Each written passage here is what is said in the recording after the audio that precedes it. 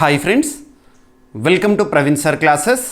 మొదటిసారి మన యూట్యూబ్ ఛానల్ని చూస్తున్న ప్రతి ఒక్క అభ్యర్థి ఇప్పుడే మన ఛానల్ని సబ్స్క్రైబ్ చేయండి. ఈ వీడియో కనుక నచ్చినట్లయితే లైక్ చేయండి. మీ ఫ్రెండ్స్ అందరికీ, పోటీ పరీక్షలకు ప్రిపేర్ అవుతున్న ప్రతి ఒక్క ఆస్పిరెంట్కి ఈ వీడియో లింక్ని షేర్ చేయండి. ఇక ఈరోజు జూలై 24, 2025 వార్తలు నిలిచిన జాతీయ, అంతర్జాతీయ, రాష్ట్రీయ అంశాల గురించి, వార్తలు నిలిచిన వ్యక్తులు, అవార్డులు, పుస్తకాలు, మరి క్రీడా సంబంధిత సమాచారం, ఒక్కొక్క అంశాన్ని వివరంగా తెలుసుకుందాం. అంతకంటే ముందుగా నిన్నటి డైలీ కరెంట్ అఫైర్స్ వీడియోలో అడిగిన ప్రశ్నకి వివరణతో కూడిన సమాధానాన్ని చూద్దాము. సో ఇక్కడ క్వశ్చన్ వచ్చేసి జిఎస్టీ గణాంకాలపైన ఇవ్వడం జరిగింది. ఆల్రెడీ మన డైలీ కరెంట్ అఫైర్స్ వీడియోస్లో ఈ టాపిక్ని డిస్కస్ చేయడం జరిగింది. సో క్వశ్చన్ని మరొకసారి చూడండి. ఇప్పటి వరకు అత్యధిక జిఎస్టీ వసూళ్లు ఏ నెలలో నమోదైనాయి? గత ఆర్థిక సంవత్సరంలో వసూలైన జిఎస్టీ మొత్తం ఎంత? జిఎస్టీ కౌన్సిల్ రాజ్యాంగంలోని ఏ ఆర్టికల్ ప్రకారం ఏర్పాటైంది? ఇక్కడ మనందరికీ తెలుసు GST goods and services tax. Goods and services tax. GST అనేది ఏ రకమైన పన్ను? Indirect tax. ఇండైరెక్ట్. మనం ఎకానమీలో భాగంగా ట్యాక్సేషన్ గురించి నేర్చుకునేటప్పుడు, ట్యాక్సేషన్ సిస్టమ్, పన్ను వ్యవస్థ గురించి నేర్చుకునేటప్పుడు పన్నుల్లో రకాలను చూస్తూ ఉంటాము. డైరెక్ట్ ట్యాక్స్ అని, ఇండైరెక్ట్ ట్యాక్స్ అని చెప్పేసేసి. డైరెక్ట్ ట్యాక్స్ ఎగ్జాంపుల్ ఏంటి? ఇన్కమ్ ట్యాక్స్ కానివ్వండి, కార్పొరేట్ ట్యాక్స్ కానివ్వండి, వీటిని ఎగ్జాంపుల్గా చెప్పొచ్చు. ఇక ఇండైరెక్ట్ ట్యాక్స్ విషయానికి వస్తే GST is the best example, పరోక్ష పన్ను. మరి అలాంటి జిఎస్టీని మన భారతదేశంలో అమల్లోకి తీసుకురావడానికి దేశంలోనే అత్యున్నత చట్టమైన రాజ్యాంగాన్ని సవరించడం జరిగింది. ఏ రాజ్యాంగ సవరణ ద్వారా? 101వ రాజ్యాంగ సవరణ చట్టం. రాజ్యాంగ సవరణ చట్టం 2016 ఆధారంగా రాజ్యాంగాన్ని సవరించడం జరిగింది. ఒక ఆర్టికల్ని బెస్ట్ ఎగ్జాంపుల్గా మనం ఆర్టికల్ 279A చెప్పొచ్చు. ఆర్టికల్ 279A ఏ రాజ్యాంగ సవరణ చట్టం ద్వారా చేర్చబడింది రాజ్యాంగంలోకి అని అడుగుతారు. సో 101వ రాజ్యాంగ సవరణ చట్టం ద్వారా చేర్చబడిన ఒక ఆర్టికల్ 279A. ఇది జిఎస్టీ కౌన్సిల్ గురించి తెలుపుతుంది. జిఎస్టీ కౌన్సిల్ అంటే జిఎస్టీ కౌన్సిల్ అనేది రాజ్యాంగబద్ధ సంస్థగా పనిచేస్తుంది ప్రస్తుతం. మరి జిఎస్టీకి సంబంధించి పోటీ పరీక్షల కోణంలో ఎలా అడుగుతారంటే, ఈ జిఎస్టీ కౌన్సిల్ ప్రస్తుతం భారతదేశంలో జిఎస్టీకి సంబంధించి ఎన్ని స్లాబ్స్ని అమలు చేస్తుంది? అంటే జిఎస్టీ స్లాబ్స్ అంటాం కదా, 5 రకాలని చెప్పేసి. ఒకటి 0% అని చెప్పేసి, సెకండ్ 5% అని, థర్డ్ 12%, 18%, 28%. లగ్జరీ గూడ్స్, సర్వీసెస్ ఏవైతే ఉంటాయో అవన్నీ కూడా ఎక్కువ పన్ను పరిధిలోకి వస్తాయి. ఇక నిత్యావసరాలు ఏవైతే ఉంటాయో, మినిమం అమ్యూనిటీస్ ఏవైతే ఉంటాయో వాటిని తక్కువ పన్ను పరిధిలో ఉంచడం జరుగుతుంది. మరి జిఎస్టీకి సంబంధించి గణాంకాలను అబ్జర్వ్ చేసామనుకోండి. జిఎస్టీకి సంబంధించి గణాంకాలను ఎవ్రీ మంత్ సో ప్రతి నెలకి సంబంధించి కూడా, ఎవ్రీ 1 మంత్కి సంబంధించి కూడా మనం జిఎస్టీ గణాంకాలను చూస్తూ ఉంటాము. ఇక్కడ అబ్జర్వ్ చేస్తే జిఎస్టీ భారతదేశంలో ఎప్పుడు అమల్లోకి వచ్చింది? 2017 జూలై 1వ తేదీన, జూలై 1, 2017 జూలై 1 రోజున జిఎస్టీ అమలుని మనం చూడడం జరిగింది. అప్పటి నుండి ఎవ్రీ మంత్ కూడా, ఉదాహరణ తీసుకుంటే ఇప్పుడు మనము జూలై మంత్లో ఉన్నాము. జూలై 1 డే మనం డైలీ కరెంట్ అఫైర్స్ వీడియో ఒక టాపిక్ డిస్కస్ చేసాం. గడిచిన నెలకు సంబంధించి అంటే జూన్ నెల మొత్తానికి గాను జిఎస్టీ రూపంలో ఇంత మొత్తం వసూళ్ళు అని చెప్పేసేసి, అలా ఎవ్రీ 1 మంత్ని క్రైటీరియా తీసుకొని జిఎస్టీ వసూళ్ళు ఎంత వచ్చినాయి అని చెప్పేసి ప్రకటిస్తూ ఉంటుంది ప్రభుత్వము. ఓకేనా? ఇకపోతే జిఎస్టీకి సంబంధించి మరి జిఎస్టీ అమల్లోకి వచ్చినప్పటి నుండి, జిఎస్టీ ఎప్పుడు అమల్లోకి వచ్చింది? 2017 జూలై 1 నుండి కదా. మరి ఇప్పటి వరకు highest GST collections for single month, ఒక నెలలో గరిష్ట జిఎస్టీ పన్నులు ఏ నెలలో నమోదైనాయి అంటే ఏప్రిల్ 2025కి గాను. అంటే ప్రస్తుత ఆర్థిక సంవత్సరం మనం చూస్తున్నాం కదా. ప్రస్తుత ఆర్థిక సంవత్సరం 2025-26. 2025 ఏప్రిల్ 1 నుండి 2026 మార్చ్ 31 వరకు ఫినాన్షియల్ ఇయర్, ప్రస్తుత ఫినాన్షియల్ ఇయర్ని మనం చూస్తూ ఉంటాము. మరి ప్రస్తుత ఆర్థిక సంవత్సరం మొదటి నెల highest GST collections for single మంత్గా చరిత్రలో ఇచ్చింది. మరి ఎంత? ఆ నంబర్ చూడాలి. ఎకానమీలో స్టాట్స్ అనేవి ఇంపార్టెంట్. ఇంకొక పాయింట్ గుర్తుపెట్టుకోండి, the stats in the economy are not at all static, they are volatile, they are dynamic. ఎప్పుడు చేంజ్ అవుతూ ఉంటాయి. అలా చేంజ్ అయిన కొద్దీ కూడా మనం కూడా అప్డేట్ చేసుకుంటూ ఉండాలి. మరి ఏప్రిల్ 2025 ఏప్రిల్ నెలకు గాను జిఎస్టీ వసూలు ఎంతైనా రికార్డు కలెక్షన్స్ అన్న కదా 2.37 lakh crores 2.37 లక్షల కోట్ల రూపాయలు జిఎస్టీ వసూళ్లుగా మనం చూడడం జరిగింది. ఇది హైయెస్ట్ రికార్డు కలెక్షన్స్. ఓకేనా. మరి ఇక్కడ ఏమంటున్నాను క్వశ్చన్ ఇంకొకటి, గత ఆర్థిక సంవత్సరంలో వసూలైన జిఎస్టీ మొత్తం ఎంత? గత ఆర్థిక సంవత్సరం అంటే ఏంటి? 2024 2025 ఏప్రిల్ 1 నుండి 2025 మార్చ్ 31 రీసెంట్గా ముగిసిన మార్చ్ 31. సో ఈ ఆర్థిక సంవత్సరంలో మొత్తం జిఎస్టీ వసూలు ఎంత అయినాయి అని అడిగారు అనుకోండి ఎగ్జామినేషన్లో, 22.08 lakh crore రూపీస్, 22.08 లక్షల కోట్ల రూపాయలు. ఇకపోతే ఆన్ అన్ యావరేజ్ గడిచిన ఆర్థిక సంవత్సరం 2024-25 ఆర్థిక సంవత్సరంలో ఆన్ అన్ యావరేజ్ అంటే పర్ మంత్ సగటున ఎంత మొత్తంలో జిఎస్టీ వసూలను చూసామంటే 1.84 lakh crore రూపీస్ సగటు. ఇది ఒక నెల ఎక్కువ కావచ్చు, ఒక నెల తక్కువ కావచ్చు, గుర్తుపెట్టుకోండి. రైట్.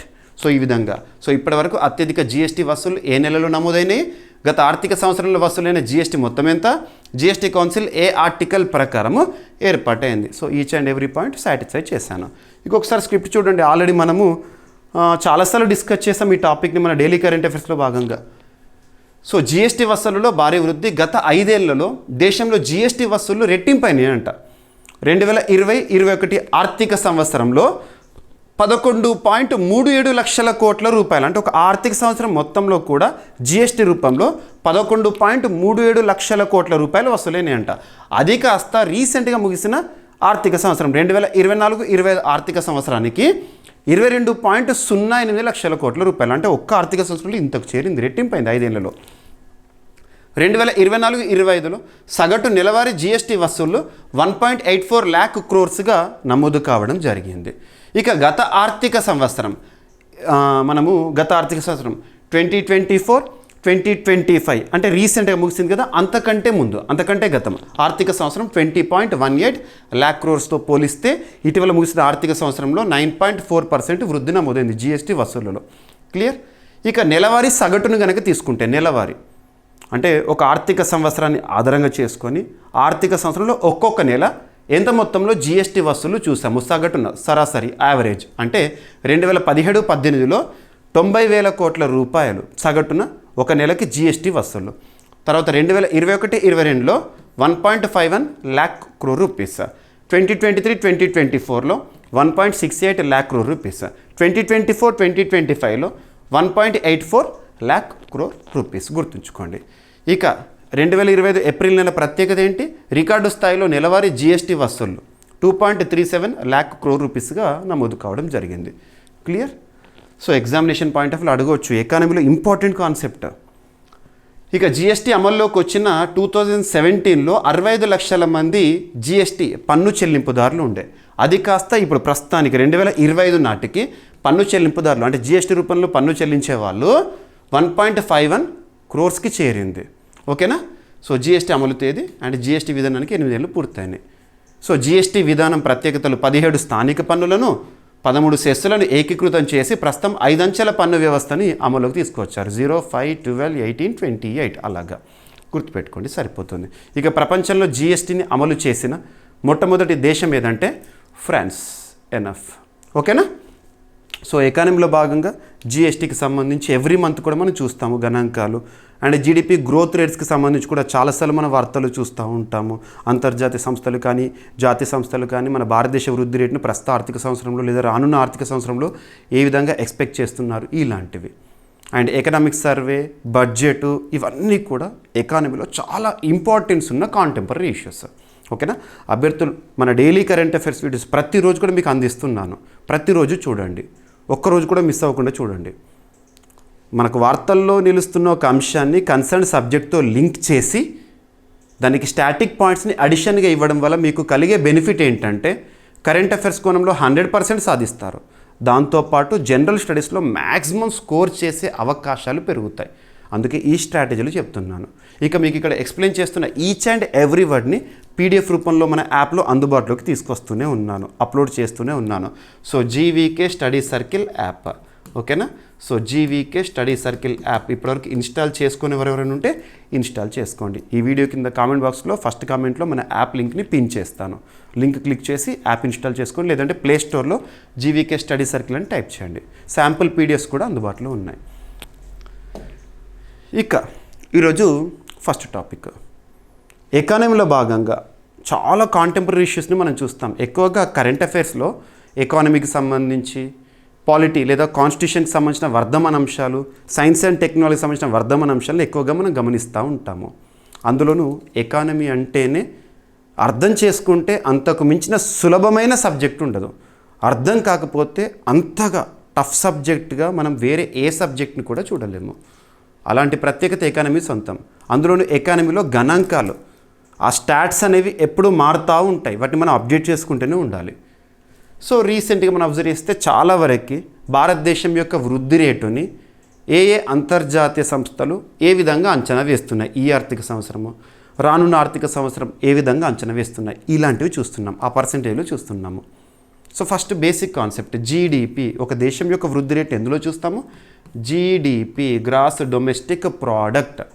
జీడిపి స్థూల దేశీయోత్పత్తి అంటాము. It is the final value of all the goods and services that are produced within the boundaries of the particular country for the given financial year. ఒక ఆర్థిక సంవత్సర కాలంలో ఒక దేశ సరిహద్దు లోపల ఉత్పత్తి అయ్యే అంతిమ వస్తు సేవల విలువనే ఆ దేశ జీడిపిగా మనం చూస్తూ ఉంటాం. మరి ఎందుకు పర్సెంటేజ్లో చూస్తామంటే లాస్ట్ టైంతో ఇప్పటిది కంపేర్ చేస్తాం కాబట్టి, కంపారిటివ్ స్టడీ కాబట్టి పర్సెంటేజ్లో చూస్తాం. అప్పటితో పోలిస్తే ఇప్పటికి ఎంత గ్రోత్ అలాగా. మరి ఈ జీడిపి గ్రోత్ రేట్ ఎస్టిమేషన్ విషయంలో ప్రముఖ అంతర్జాతీయ సంస్థలు, జాతీయ సంస్థల గురించి మనం తరచూ డిస్కస్ చేస్తున్నాం కదా. ఇక్కడ ఆ టేబుల్ మొత్తం చూపిస్తాను. సో చూడండి, భారత జీడిపి అంచనాలను తగ్గిస్తూ ఏడీబీ వార్తల్లోకి వచ్చింది. ఏడీబీ అనే ఒక అంశాన్ని కాసేపు పక్కన పెట్టండి. ఇటీవల కాలంలో ఏ అంతర్జాతీయ సంస్థలు మరియు మన భారతదేశానికి సంబంధించి ఏ ప్రముఖ సంస్థలు ప్రస్తుతం భారతదేశం యొక్క జీడిపి వృద్ధి రేటును ఎలా అంచనా వేస్తున్నాయో ఒక్కసారి చూడండి. సో ఈ ఆర్థిక సంవత్సరం అంటే ఈ ఆర్థిక సంవత్సరం ఏంటిది? 2025, 2026 ఆర్థిక సంవత్సరం అనేది ఏప్రిల్ 1న ప్రారంభమవుతుంది, మార్చి 31న ముగుస్తుంది. ఓకేనా. ఇక అబ్జర్వ్ చేస్తే మరి ప్రస్తుత ఆర్థిక సంవత్సరంలో మన భారతదేశానికి సంబంధించి జీడిపిని ఏ సంస్థలు ఎలా అంచనా వేస్తున్నాయి? ఫస్ట్ నోమురా అనే సంస్థ 6.2గా, ఐసిఆర్ఏ అనే సంస్థ 6.2%, ప్రపంచ బ్యాంక్, వరల్డ్ బ్యాంక్ 6.3%గా, ఇండియా రేటింగ్స్ అండ్ ఏజెన్సీ వారు 6.3%గా, organisation for economic cooperation and development వారు 6.3 నుండి 6.4గా, ఏషియన్ డెవలప్మెంట్ బ్యాంక్ వారు 6.3 నుండి 6.5గా, CI confederation of Indian industries వారు 6.4 నుండి 6.7%గా ఉంటుందంటున్నారు. RBI reserve bank of India, భారతదేశంలో బ్యాంకులకే బ్యాంక్, అపెక్స్ బ్యాంకు, వారు 6.5గా ఉండబోతుందని చెప్తున్నారు. మూడీస్ రేటింగ్ ఏజెన్సీ 6.5 అంటున్నారు. S&P గ్లోబల్ రేటింగ్స్ వారు 6.5 అంటున్నారు.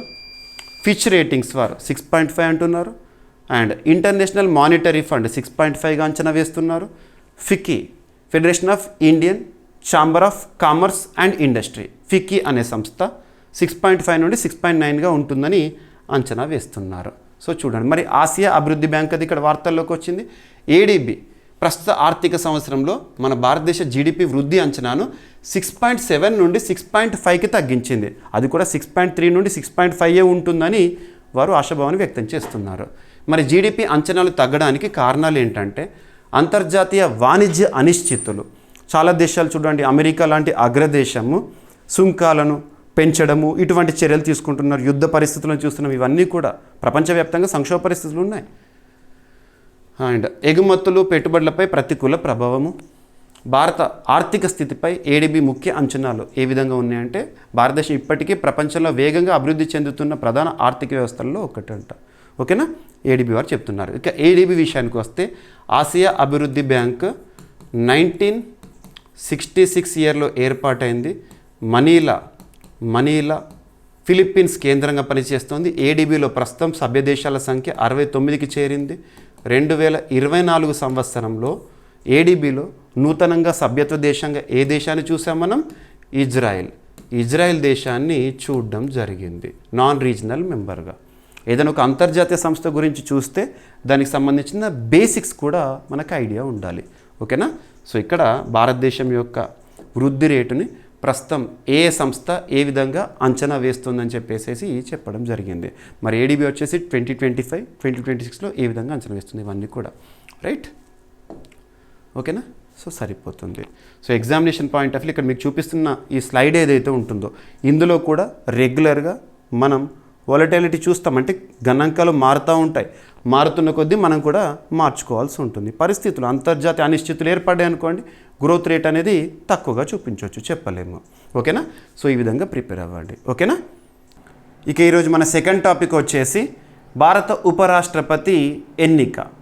కేంద్ర ఎన్నికల సంఘం నూతన ఉపరాష్ట్రపతి ఎన్నికకు సంబంధించి చర్యలను ప్రారంభించడం ఈరోజు అన్ని వార్తాపత్రికల్లో కూడా మనం చూస్తున్నాం.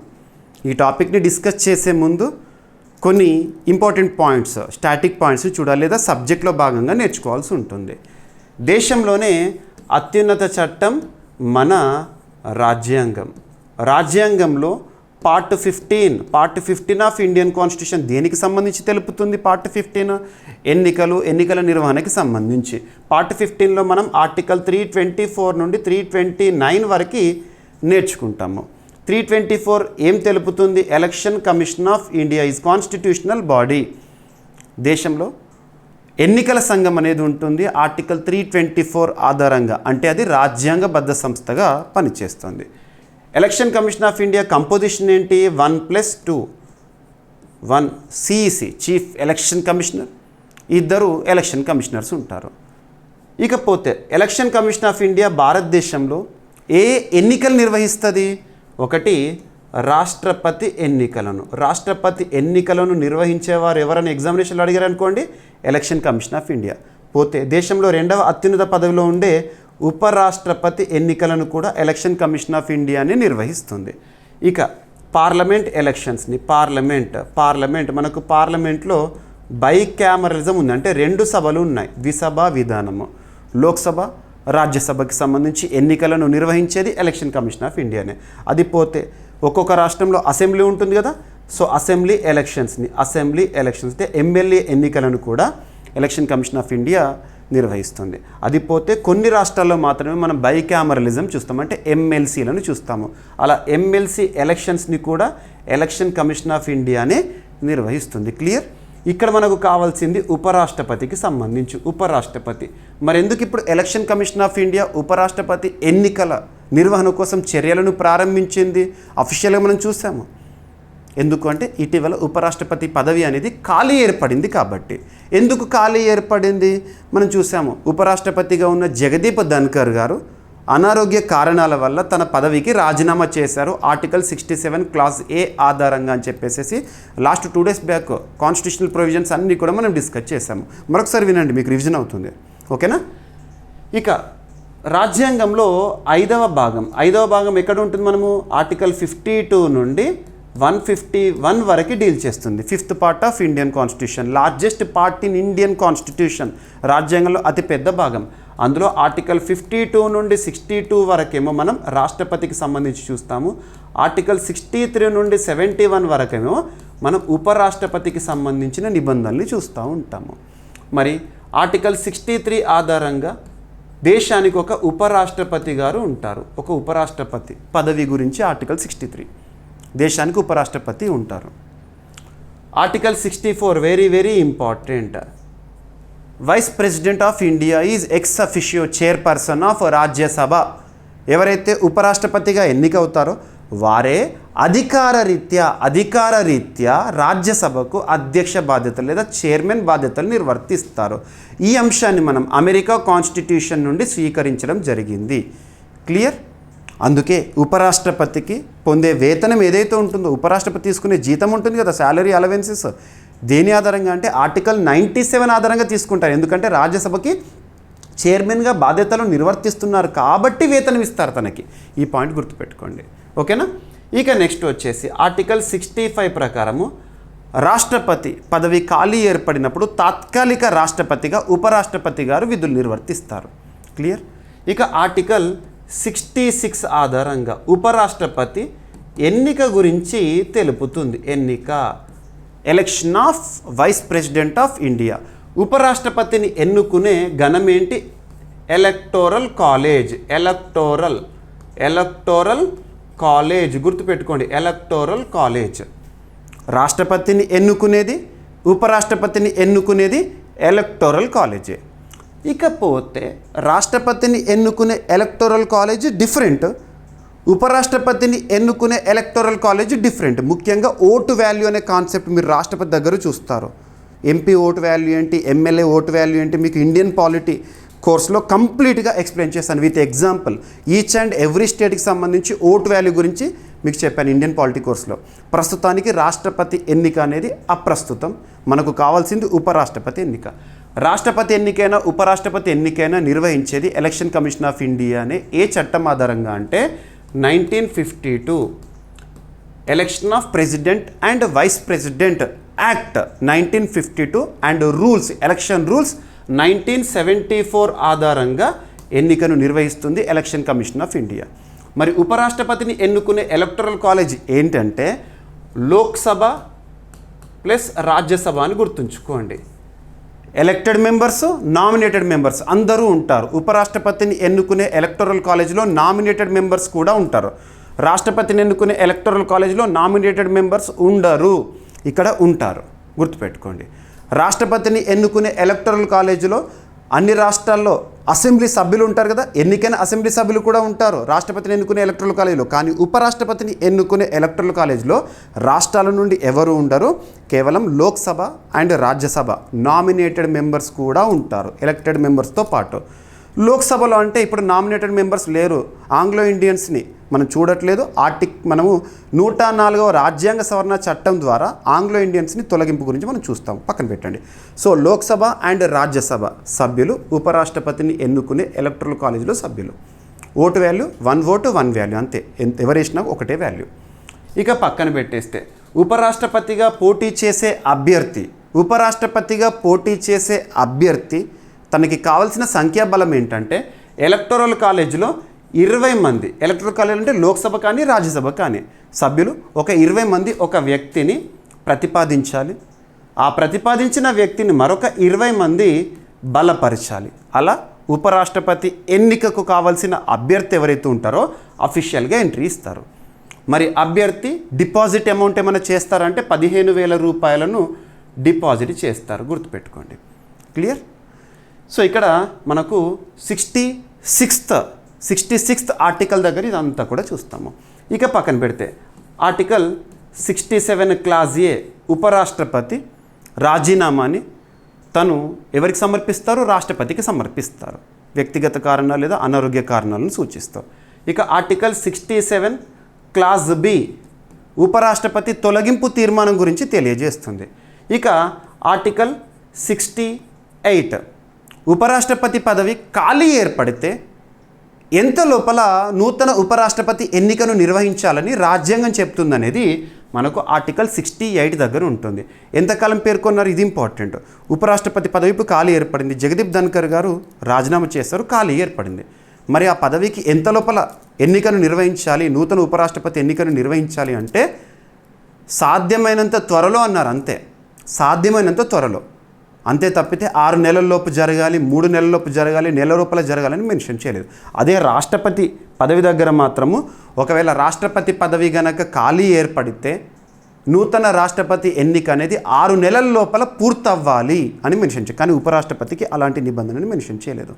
ఎప్పుడైనా కాకపోతే సాధ్యమైనంత త్వరలో ఎన్నికల ప్రక్రియని పూర్తి చేయాలి ఎన్నికల సంఘము. ఓకేనా, గుర్తుపెట్టుకోండి. ఇక ఆర్టికల్ 69 నూతన ఉపరాష్ట్రపతి ఎవరైతే ఉంటారో తను రాష్ట్రపతి సమక్షంలో ప్రమాణ స్వీకారం చేస్తారు. క్లియర్? ఇవన్నీ కూడా గుర్తుపెట్టుకోండి. ఒక టాపిక్ వార్తల్లోకి వచ్చినప్పుడు కన్సర్న్ సబ్జెక్ట్ లింక్ చేసుకొని నేర్చుకుంటేనే మనకు మ్యాక్సిమం సబ్జెక్ట్ వస్తుంది, అప్డేట్స్ వస్తాయి. ఓకేనా? క్లియర్? ఓకేనా? నూతన ఉపరాష్ట్రపతి ఎన్నికలకి సంబంధించి చర్యలను ప్రారంభించింది కేంద్ర ఎన్నికల సంఘం వార్తల్లో కనిపించింది కాబట్టి ఇవన్నీ ఇక్కడ మీకు మెన్షన్ చేశాను. సో ప్రస్తుత పరిస్థితి, ఉపరాష్ట్రపతి జగదీప్ ధన్కర్ గారు ఆరోగ్య కారణాలతో పదవికి రాజీనామా చేశారు. ఆయన పదవీ కాలం పూర్తి కావడానికి దాదాపు 2 ఏళ్ల ముందే రాజీనామా చేశారు. ఇక్కడ ఇంకొక డౌట్ ఆస్పిరెంట్స్ అడుగుతారు, మరి ఇప్పుడు ఉపరాష్ట్రపతికి జరిగే ఉప ఎన్నికల సారివి అంటే కాదు, ఉప ఎన్నికలన్నీ ఉండవు. ఈ రాష్ట్రపతికి ఉపరాష్ట్రపతికి ఉప ఎన్నికలు అంటూ ఉండవు. ఎన్నికైన వ్యక్తి 5 ఏళ్ల పాటు పదవిలో ఉంటాడు, 5 సంవత్సరాల పాటు పదవిలో ఉంటాడు. గుర్తుపెట్టుకోండి, 5 సంవత్సరాల పాటు పదవిలో ఉంటాడు. రైట్. అండ్ సో ఉపరాష్ట్రపతి పదవి రాజ్యాంగ నిబంధనలు ఆర్టికల్ 63 అండ్ 66 క్లాస్ 1 ఏం చెప్తుందంటే ఎలక్టరల్ కాలేజీ ద్వారా ఉపరాష్ట్రపతి ఎన్నిక అనేది జరుగుతుంది.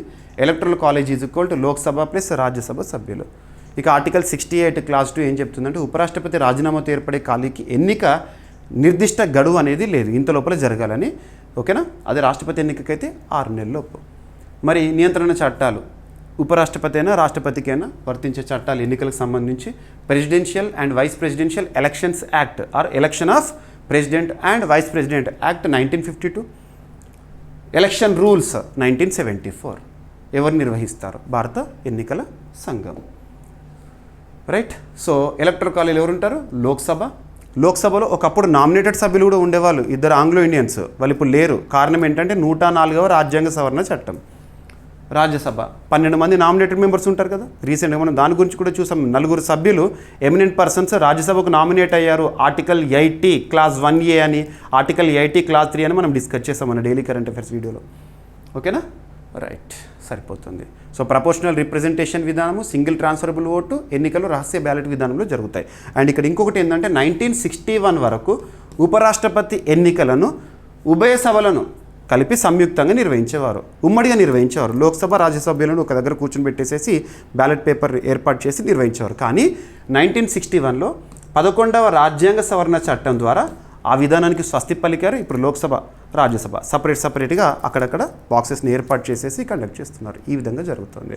ఇక మనకు నూతనంగా ఉపరాష్ట్రపతి ఎన్నిక జరిగిన తర్వాత, ముగిసిన తర్వాత ఫలితాలు వస్తాయి కదా, ఆ రోజు కంప్లీట్ మీకు స్పెషల్ వీడియోని అందిస్తాను. No need to worry. ఓకేనా. రైట్. నెక్స్ట్ ఇంకొకటి కంటిన్యూషన్ టాపిక్. యాక్చువల్గా వార్తాపత్రికలో రాస్తుంది ఏంటంటే ఒక వివాదము. జగదీప్ ధన్కర్ గారు అనారోగ్య కారణాల వల్ల రాజీనామా చేయలేదు, తనకు చాలా కారణాలు ఉన్నాయి, చాలా మిస్టరీ ఉంది దాని వెనుక అని చెప్పేసి చెప్తున్నారు. చెప్పేవాళ్ళు ఎన్నైనా చెప్తారు, కానీ వాస్తవం అనేది మాత్రం ఉంటుంది పక్కన పెట్టేస్తే. అందులో చాలామంది ఏమంటున్నారు, ఇప్పుడు అపోజిషన్ లీడర్స్ కానివ్వండి, వాళ్ళు ఏమంటున్నారు అంటే జస్టిస్ యశ్వంత్ వర్మ కేసు విషయంలో తన తొలగింపు తీర్మానం, అభిశంసన తీర్మానాన్ని రాజ్యసభలో ప్రవేశపెట్టడానికి ఉపరాష్ట్రపతి గారు యాక్సెప్ట్ చేశారు, అనుమతినిచ్చారు. ఆ కారణంగానే తను రాజీనామా చేసే పరిస్థితి ఏర్పడిందని చెప్పేసి చాలామంది అంటున్నారు. ప్రస్తుతానికి అది అప్రస్తుతం. వివాదాల గురించి మనకి ఎగ్జామినేషన్లో కాదు, ఎందుకు రాజీనామా చేశారని ఎగ్జామినేషన్లో అడగరు, తనకి ఏ కారణం ఇవన్నీ అడగరు, కాన్స్టిట్యూషనల్ ప్రొవిజన్స్ అడుగుతారు. పక్కన పెట్టేస్తే యశ్వంత్ వర్మ కేసు అనేది రీసెంట్గా మనం చూసాము. లాస్ట్ ఒక 6 months నుండి సంచలనంగా చూసాము. తన ఇంట్లో కోట్ల రూపాయలు బయటపడ్డాయి. ఆ సిచ్యువేషన్లో న్యాయ వ్యవస్థ పైన చాలామందికి అవినీతి అనే ఒక ఏమంటాం విస్కాస్ ఒకటి కనబడుతుంది. అటువంటి పరిస్థితుల్లో సుప్రీంకోర్టు గత ప్రధాన న్యాయమూర్తి 51st CJI of supreme court Sanjiv Khanna గారు ఏం చెప్పారంటే, ఇక న్యాయమూర్తులము మా ఆస్తుల వివరాలను సుప్రీంకోర్టులో ప్రకటిస్తాము, ఎట్లా వెబ్సైట్లో ప్రచురిస్తామని చెప్పారు, చేశారు కూడా. మరి ఈ justice Yashwant Varma case recent సుప్రీంకోర్టుకు వచ్చింది. యాక్చువల్గా ఆ కేసు విచారణ నుండి ప్రస్తుత ప్రధాన న్యాయమూర్తి గారు వైదొలుగుతున్నట్టుగా ప్రకటన చేశారు, జస్టిస్ బిఆర్ గవై గారు. ఆ కేసు ఏంటో చూడండి. అలహాబాద్ హైకోర్టు న్యాయమూర్తి జస్టిస్ యశ్వంత్ వర్మ ఢిల్లీలోని తన నివాసంలో భారీ మొత్తంలో నోట్ల కట్టలు దొరకడంతో ఆరోపణలు ఎదుర్కొంటున్నారు. అవినీతి అనే ఆరోపణ. హైకోర్టు ప్రధాన న్యాయమూర్తి అయినా, హైకోర్టులో ఇతర న్యాయమూర్తులైనా, సుప్రీంకోర్టు ప్రధాన న్యాయమూర్తి అయినా, ఇతర న్యాయమూర్తులైనా వాళ్ళని తొలగించాలంటే రాజ్యాంగంలోని 5వ భాగంలో ఆర్టికల్ 124 క్లాస్ 4 క్లాస్ 5 ఆధారంగా ప్రొసీజర్ జరుగుతుంది. గుర్తుపెట్టుకోండి. ఇప్పుడు ఈ తొలగింపు ప్రక్రియ ఇప్పుడు మనకు సభలోకి వచ్చింది అంటే ఆ తొలగింపు ప్రక్రియ జరిగే రోజు మళ్ళీ మనం స్పెషల్గా డిస్కస్ చేయాల్సిందే. ఈ అంశంపై ఇన్హౌస్ కమిటీ, అంతర్గత విచారణ కమిటీ, ఎందుకంటే సుప్రీంకోర్టు CJI ఆధ్వర్యంలో ఒక అంతర్గత కమిటీ అనేది ఉంటుంది, ఇన్హౌస్ కమిటీ అని ఉంటుంది. ఎందుకంటే జడ్జెస్ పైన ఏమైనా ఆరోపణలు వచ్చినాయి అనుకోండి, ఆ ఆరోపణలు ఎంక్వైరీ చేయడానికి ప్రధాన న్యాయమూర్తి ఆధ్వర్యంలో ఒక ఇన్హౌస్ కమిటీ విచారణ చేస్తుంది. ఆ ఇన్హౌస్ కమిటీలో ఒక సభ్యుడు జస్టిస్ బిఆర్ గవై గారు. ఆ ఇన్హౌస్ కమిటీ ఏదైతే ఉంటుందో, విచారణ చేసిన కమిటీ ఉంది కదా యశ్వంత్ వర్మ పైన, ఆ కమిటీ రిపోర్ట్లో తను కూడా పాలు పంచుకున్నారన్నట్టే కదా ఎవరు, బిఆర్ గవై గారు. తర్వాత ఆ ఇన్హౌస్ కమిటీ నివేదిక ఉంటుంది కదా, ఆ నివేదికను సవాలు చేస్తూ రీసెంట్గా యశ్వంత్ వర్మ సుప్రీంకోర్టులో కేసేశారు. మరి విచారణ పైన ఆల్రెడీ రిపోర్ట్ ఇచ్చిన దాంట్లో నేనున్నాను, మరి ఎంక్వైరీ చేయడంలో నేను ఎలా ఉంటాను, దానిపైన సుప్రీంకోర్టులో మళ్ళీ ఆ కేసు తీర్పు ఇవ్వడంలో నేను ఎలా ఉంటానని చెప్పేసి ఆ కేసు నుండి వైదొలుగుతున్నట్టుగా ప్రకటించారు. అది ఇక్కడ న్యూస్. ఆ నివేదికను సవాల్ చేస్తూ జస్టిస్ వర్మ సుప్రీంకోర్టులో పిటిషన్ దాఖలు చేశారు. తాజా పరిణామాలు. ఈ కేసు విచారణ నుంచి సుప్రీంకోర్టు ప్రధాన న్యాయమూర్తి బిఆర్ గవై గారు తప్పుకున్నారు. తాను కూడా ఈ కేసు విషయంలో ఇన్హౌస్ కమిటీలో సభ్యుడిగా ఉన్నందున విచారణలో పాల్గొనడం సరికాదని బిఆర్ గవై గారు చెప్పారు. జస్టిస్ వర్మ కేసులో గతంలో ఇన్హౌస్ కమిటీ ఏర్పాటు చేసింది అప్పటి సిజై సంజీవ్ ఖన్నా. ఓకేనా. ఇక్కడ మన కాన్సెప్ట్ ఏంటంటే ఇన్హౌస్ కమిటీ అంటే ఏంటి, ఇలాంటి న్యాయ వ్యవస్థకు సంబంధించి న్యాయమూర్తులపైన ఆరోపణలు కానీ అవినీతి ఆరోపణలు వచ్చినప్పుడు సుప్రీంకోర్టు ఒక ఇన్హౌస్ కమిటీని ఏర్పాటు చేసి ఆ వ్యవస్థకు సంబంధించి ఎంక్వైరీ చేస్తున్నట్టు. న్యాయ వ్యవస్థలో న్యాయమూర్తులపై ఆరోపణలు వచ్చినప్పుడు విచారించే అంతర్గత విచారణ కమిటీయే ఇన్హౌస్ కమిటీ. సుప్రీంకోర్టు లేదా హైకోర్టు జడ్జీలపై విచారణ చేస్తుంది. జడ్జీల ప్రవర్తన, నైతిక విలువల పర్యవేక్షణ కోసం ఏర్పాటైన కమిటీ. రైట్. సో ప్రస్తుత సిజై బిఆర్ గవై గారు, గత సిజై సంజీవ్ ఖన్నా గారు.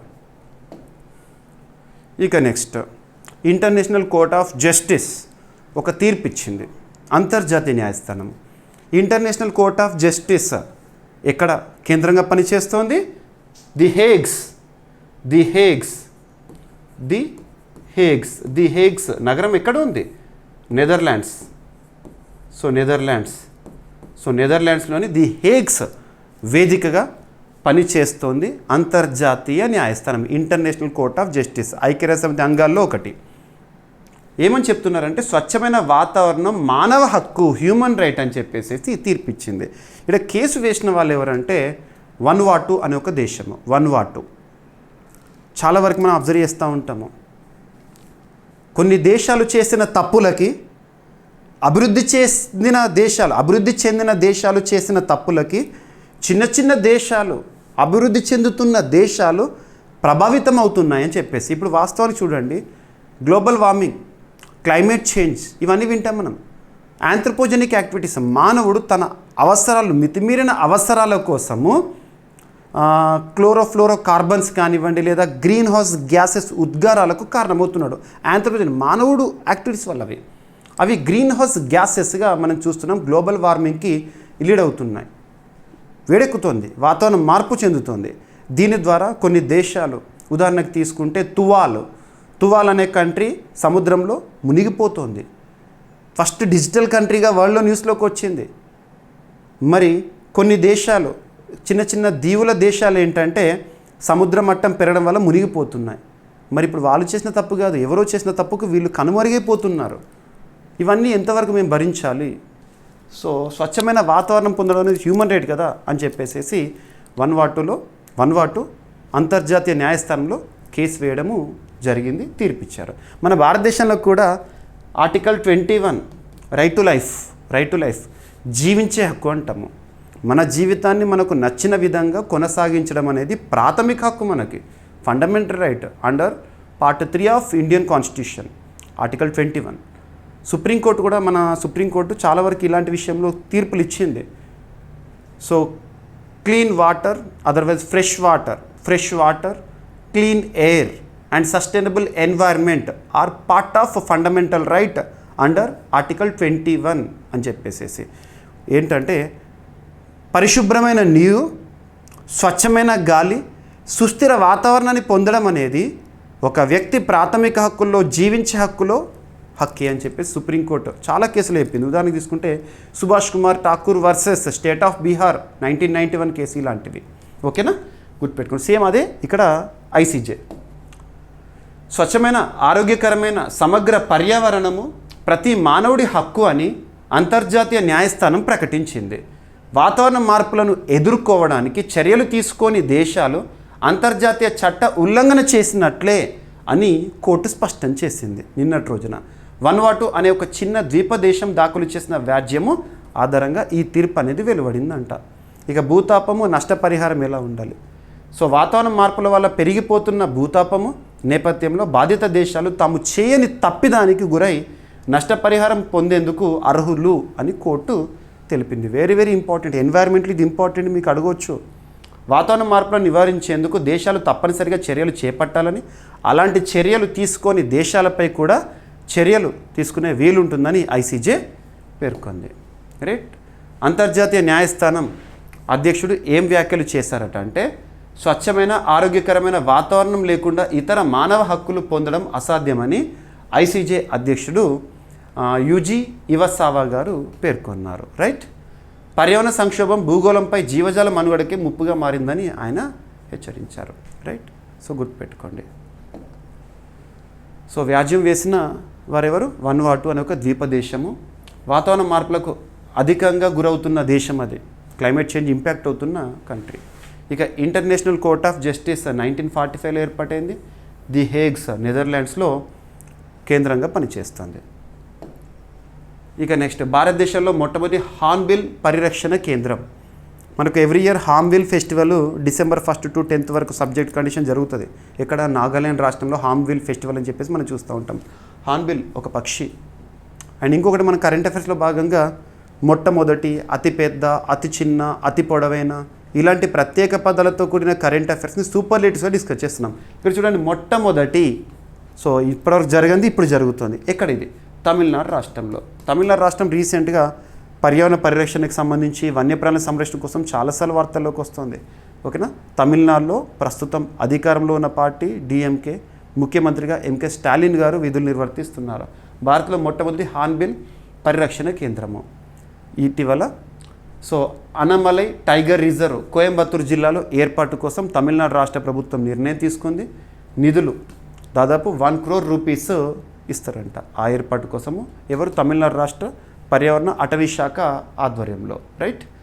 సో ప్రాజెక్ట్ లక్ష్యాలు ఏంటంటే హార్న్బిల్ జాతుల పరిరక్షణ అండ్ జీవావరణ పరిరక్షణ. హార్న్బిల్ బర్డ్స్ ఉంటాయి కదా, వాటిని పరిరక్షించడము, అడవుల నరికివేత, నివాస స్థలాల తగ్గుదల, వాతావరణ మార్పుల ముప్పులో ఉన్న హార్న్బిల్ జాతులను కాపాడము, ఆ పక్షి జాతులను కాపాడము. పశ్చిమ కనుమల్లో నివసించే హార్న్బిల్ జాతులపై ప్రత్యేక దృష్టి. ఇక వెస్టర్న్ ఘాట్స్, మీకు తరచూ నేను చెప్తున్నాను, వెస్టర్న్ ఘాట్స్ పైన క్వశ్చన్ అనేది ఖచ్చితంగా వస్తుంది. వెస్టర్న్ ఘాట్స్ అనేది ప్రస్తుతం భారతదేశంలో మనం అబ్జర్వ్ చేస్తే 6 రాష్ట్రాల్లో విస్తరించి ఉంది. 6 రాష్ట్రాలు: గుజరాత్, మహారాష్ట్ర, గోవా, కర్ణాటక, కేరళ, తమిళనాడు. గుర్తుపెట్టుకోండి. ఓకేనా. వెస్టర్న్ ఘాట్స్ ప్రపంచంలోని వన్యప్రాణుల ఆవాస ప్రాంతాల్లో లేదా వరల్డ్ బయోడైవర్సిటీ హాట్స్పాట్స్లో ఒకటి మన వెస్టర్న్ ఘాట్స్. యునెస్కో అందుకే 2012లో దీన్ని గుర్తించింది. ఓకేనా, వరల్డ్ హెరిటేజ్ సైట్గా. ఇక హార్న్బిల్ జాతి. So great hornbill, Malabar grey hornbill, Malabar pied hornbill, Indian grey hornbill. ఓకేనా, గుర్తుపెట్టుకోండి వాటి సంరక్షణ కోసము.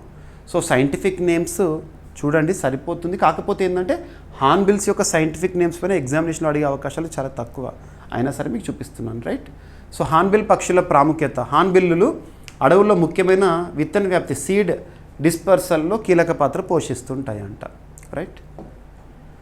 ఇక అనమలై టైగర్ రిజర్వ్ తమిళనాడు, కేరళ రాష్ట్ర సరిహద్దుల్లో విస్తరించి ఉంది. పులుల సంరక్షణ కోసం ఏర్పాటు చేసిన రిజర్వ్. రైట్. భారతదేశంలో December 1న హార్న్బిల్ కన్జర్వేషన్ డేగా జరుపుకుంటాము. ఆ రోజు నుండే నాగాలాండ్లో హార్న్బిల్ ఫెస్టివల్ కూడా 10 రోజుల పాటు జరుపుకుంటారు. గుర్తుపెట్టుకోండి. ముఖ్యంగా ఆస్పిరెంట్స్ వన్యప్రాణులకు సంబంధించి ఇటీవల వార్తలు ఇచ్చిన అంశాలు ఏవైతే ఉంటాయో వాటిని ప్రత్యేకంగా చూడండి. ఉదాహరణకు తీసుకుంటే రీసెంట్గా projects, wild life projects, project tiger 1973 అని, ప్రాజెక్ట్ ఎలిఫెంట్ 1992 అని ఇలా చూస్తున్నాం కదా, అవి. నెక్స్ట్ వన్యప్రాణుల సంరక్షణ ప్రాంతాలు, వైల్డ్ లైఫ్ రిజర్వ్స్ కానివ్వండి, నేషనల్ పార్క్స్ కానివ్వండి, ఇటువంటివి. ఓకేనా. అండ్ వైల్డ్ లైఫ్ సెన్సెస్ పైన ఎక్కువగా ఫోకస్ చేయండి. నెక్స్ట్ ఇంకొకటి కూడా ఎన్వైర్న్మెంట్లో ఇంపార్టెంట్, ఉత్తరాఖండ్కి సంబంధించి ఇటీవల ఉత్తరాఖండ్ తరచూ వార్తల్లోకి వస్తుంది. ఆర్టికల్ 44ని అమలు చేసిన భారతదేశంలోని మొట్టమొదటి రాష్ట్రం Uttarakhand. At the same time ఇటీవల ఆపరేషన్ కలనేమి అనే అంశంతో వార్తల్లోకి వచ్చింది, ఫేక్ సెయింట్స్ని గుర్తించి శిక్షించడం కోసము. అండ్ నెక్స్ట్ వచ్చేసేసి ఇటీవల ఉత్తరాఖండ్ రాష్ట్రము, ఆ రాష్ట్రంలోని ప్రభుత్వ పాఠశాలల్లో భగవద్గీతని మ్యాండేటరీ చేస్తూ వార్తల్లోకి వచ్చింది. ఉత్తరాఖండ్లో ప్రస్తుతం బీజేపీ అధికారంలో ఉంది. ముఖ్యమంత్రిగా పుష్కర్ సింగ్ ధామీ గారు విధులు నిర్వర్తిస్తున్నారు. మరి ఉత్తరాఖండ్లో దేశంలోనే మొట్టమొదటిసారి లేదా India's first systemic plant conservation ప్రోగ్రామ్ని ప్రారంభించడం జరుగుతుంది. Systemic plant conservation programme, so మొక్కల పరిరక్షణలో భాగంగా. రైట్. సో జూలై మంత్లో ఉత్తరాఖండ్ రాష్ట్రము. అమలు చేసే శాఖ సో ఎన్వైర్న్మెంట్ వైల్డ్ లైఫ్ అంటే మనకు అటవీ శాఖ. మద్దతు ఇచ్చే సంస్థ ఉత్తరాఖండ్ స్టేట్ బయోడైవర్సిటీ బోర్డు. ఇక international union for conservation of nature red list ప్రమాణాలకు అనుగుణంగా భారతదేశంలో మొట్టమొదటి మొక్కల రీఇంట్రడక్షన్ లేదా పునరావిష్కరణని ప్రారంభించబోతున్నారు. గుర్తుంచుకోండి. సో ఏవైతే ఉంటాయో అంతరించిపోయిన మొక్కల జాతులు ఉంటాయి కదా, వాటిని మరొకసారి అక్కడ రీఇంట్రొడ్యూస్ చేసేసి పెంచడం అన్నట్టు అలాంటివి. ఓకేనా. ఇప్పుడు మనం వైల్డ్ లైఫ్లో చూసాం ప్రాజెక్ట్ చీతా, సేమ్ అలాంటిది ఇక్కడ మొక్కల్లో. పశ్చిమ హిమాలయాల్లో అంతరించిపోతున్న 14 రకాల మొక్కలను తిరిగి సహజమైన జీవావరణలో పునరావిష్కరించడము. వర్షాకాలంలో ఈ కార్యక్రమం నిర్వహించి మొక్కలు పెరిగేందుకు అనువైన వాతావరణాన్ని అందించడము, అటవీ విస్తీర్ణాన్ని పెంచడం, మొక్కలను పెంచడము, ఇటువంటివన్నీ కూడా మనం ఏ ఆర్టికల్లో భాగంగా చూడవచ్చు అంటే రాజ్యాంగంలోని ఆర్టికల్ 48A భాగంగా చూడవచ్చు. గుర్తుపెట్టుకోండి, మొక్కలు నాటే కార్యక్రమాలు అంటేనే ఆర్టికల్ 48A. సో ఏమేమి మొక్కలు ప్రాజెక్టులో రక్షించబోయే 14 ముఖ్యమైన మొక్కల జాతుల గురించి కూడా పేర్లు ఇచ్చారు. ఎగ్జామినేషన్లో ఏ మొక్కను రీఇంట్రొడ్యూస్ చేస్తున్నారని అడిగారు. రీసెంట్గా భారతదేశంలో మొట్టమొదటిసారి ప్లాంట్ రీఇంట్రొడక్షన్ ప్రోగ్రామ్ లేదా మొక్కల పునరావిష్కరణ కార్యక్రమంతో ఏ రాష్ట్రం వార్తల్లోకి వచ్చింది అంటారు? ఉత్తరాఖండ్. That's enough. ఓకేనా. గాడ్స్ ఓన్ కంట్రీ లేదంటే దేవతల భూమి, దేవుల భూమి అంటాం మనం ఉత్తరాఖండ్ని.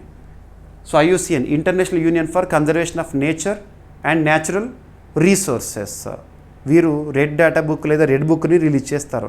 అందులో ఎండేంజర్డ్, ఎక్స్టింక్ట్, వల్నరబుల్ ఇలాంటి లిస్టుల గురించి మనం చూస్తూ ఉంటాము. ఓకేనా. రైట్. ఉత్తరాఖండ్ రాజధాని ఉద్యానవనాలు, Jim Corbett, valley of flowers, very very important. ఓకేనా. International union for conservation of nature and natural resources 1948లో ఏర్పడింది. హెడ్ క్వార్టర్ వచ్చేసి గ్లాండ్, స్విట్జర్లాండ్. ఏదైనా ఒక అంతర్జాతీయ సంస్థ గురించి కానీ లేదా ఒక టాపిక్కి సంబంధించి స్టాటిక్ పాయింట్స్ డిస్కస్ చేసినప్పుడు బేసిక్స్ అన్నీ ఇస్తున్నాను మీకు. కరెంట్ అఫైర్స్తో పాటు స్టాటిక్ అండ్ కాన్సెప్ట్ అంతా కూడా మ్యాక్సిమం మార్క్స్ రావాలనే ఉద్దేశంలో భాగంగా. రైట్. సో ప్రపంచంలోని టాప్ 10 విమానాశ్రయాల జాబితా. సో ఎయిర్పోర్ట్స్ ర్యాంకింగ్ అనేది మరొకసారి వార్తల్లోకి వచ్చింది. తరచూ మనం ఎయిర్పోర్ట్స్ ర్యాంకింగ్, పాస్పోర్ట్స్ ర్యాంకింగ్స్ చూస్తూ ఉంటాము. సో ఇక్కడ అబ్జర్వ్ చేస్తే ప్రపంచంలో టాప్ 10 విమానాశ్రయాల జాబితాలో 9th పొజిషన్లో మన ఛత్రపతి శివాజీ టెర్మినల్ వార్తల్లోకి వచ్చింది. ముంబైలో ఉంది కదా అది. ఓకేనా. ఎవరు రిలీజ్ చేశారు ఏంటి? సో విడుదల చేసిన సంస్థ ట్రావెల్ లీజర్ అనే ఒక సంస్థ. ట్రావెల్ లీజర్ అనే ఒక సంస్థ విడుదల చేసింది ఈ ర్యాంకింగ్స్ని. ఏ జాబితా? జాబితా పేరే. ఆ లిస్ట్ ఏంటంటే travel plus leisure readers 10 favourite international airports of 2025. So 2025 సంవత్సరంలో అత్యంత ఆదరణ ఉన్న 10 విమానాశ్రయాలు అని చెప్పేసి ట్రావెల్ అండ్ లీజర్ అనే సంస్థ ప్రచురించిన జాబితా. అందులో భారతదేశం నుండి Chhatrapati Shivaji Maharaj international airport 9th పొజిషన్లో ఉంది. గుర్తుంచుకోండి. ఇక టాప్ పొజిషన్లో ఇస్తాంబుల్ విమానాశ్రయం టర్కీకి సంబంధించి లేదా తుర్కీకి సంబంధించి టాప్ పొజిషన్లో ఉంది. సెకండ్ వచ్చేసి చాంగే ఇంటర్నేషనల్ ఎయిర్పోర్ట్ సింగపూర్ సంబంధించి. థర్డ్ వచ్చేసి దోహా హమద్ ఇంటర్నేషనల్ ఎయిర్పోర్ట్. ఓకేనా. గుర్తుపెట్టుకోండి. 9th పొజిషన్లో మన భారతదేశ airport Chhatrapati Shivaji. And airport సంబంధించి అభ్యర్థులు గుర్తుపెట్టుకోండి. ఎయిర్పోర్ట్ పేర్లు ఏంటి? ఉదాహరణకు ఛత్రపతి శివాజీ టెర్మినల్ అంటే మనకు ముంబై, మహారాష్ట్ర అంటాం. ఇందిరాగాంధీ ఇంటర్నేషనల్ టెర్మినల్ అనుకోండి, దేశ రాజధాని Delhi airport. Rajiv Gandhi international terminal, Rajiv Gandhi airport అంటే హైదరాబాద్. విడి సావర్కర్ ఎయిర్పోర్ట్ అంటే అండమాన్ నికోబార్, పోర్ట్ బ్లేర్లో ఉంటుంది. ఇలాంటివి అడుగుతారు ఎగ్జామినేషన్లో. ఓకేనా. ఇస్తాంబుల్ విమానాశ్రయం వరుసగా 2వ ఏడాది కూడా అగ్రస్థానంలో నిలిచింది. రైట్. సో సరిపోతుంది. ఇక ట్రావెల్ అండ్ లీజర్ అనే సంస్థ అమెరికా కేంద్రంగా పనిచేస్తుంది, న్యూయార్క్ కేంద్రంగా. రైట్. ఇక ఒక సమావేశం లేదా సదస్సు, ఏదైనా ఒక సదస్సు లేదా సమ్మిట్ లేదా కాన్ఫరెన్స్ లేదా కాన్క్లేవ్ గురించి చూస్తున్నప్పుడు ముఖ్యంగా దాని యొక్క పేరేంటి? ఆ సదస్సు లేదా కాన్క్లేవ్ పేరేంటి? ఎవరు నిర్వహిస్తున్నారు? ఎవరు నిర్వహించడం జరుగుతుంది? ఎక్కడ? ఎప్పుడు? ఫైనల్గా థీమ్ ఏంటి? థీమ్, ఆ సదస్సు లేదా సమావేశం యొక్క థీమ్ ఏంటి? థీమ్ని ఏ లాంగ్వేజ్లో ఉంటే అదే లాంగ్వేజ్లో గుర్తుపెట్టుకోవాలి. సో ఇక్కడ చూడండి, వరల్డ్ ఫుడ్ ఇండియా 2025 అనే ఒక సమ్మిట్, అంతర్జాతీయ సదస్సు భారతదేశం ఆతిథ్యంలో సెప్టెంబర్ 25th నుండి 28th వరకు, September 25th, 26th, 27th, 28th 4 రోజుల పాటు జరుగుతుంది. ఈ సదస్సు యొక్క థీమ్ ఏంటి అంటే ప్రాసెసింగ్ ఫర్ ప్రాస్పరిటీ అనేది థీమ్.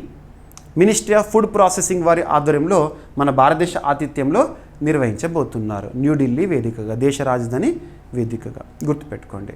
మరి ఉద్దేశం ఏంటి? ఫుడ్ రిలేటెడ్గా, ఫుడ్ ప్రాసెసింగ్ రిలేటెడ్గా అంతర్జాతీయ నిపుణులు, మేధావులు, వివిధ సంస్థలకు సంబంధించిన ప్రతినిధులు ఇక్కడికి వచ్చి హాజరవుతూ ఉంటారు.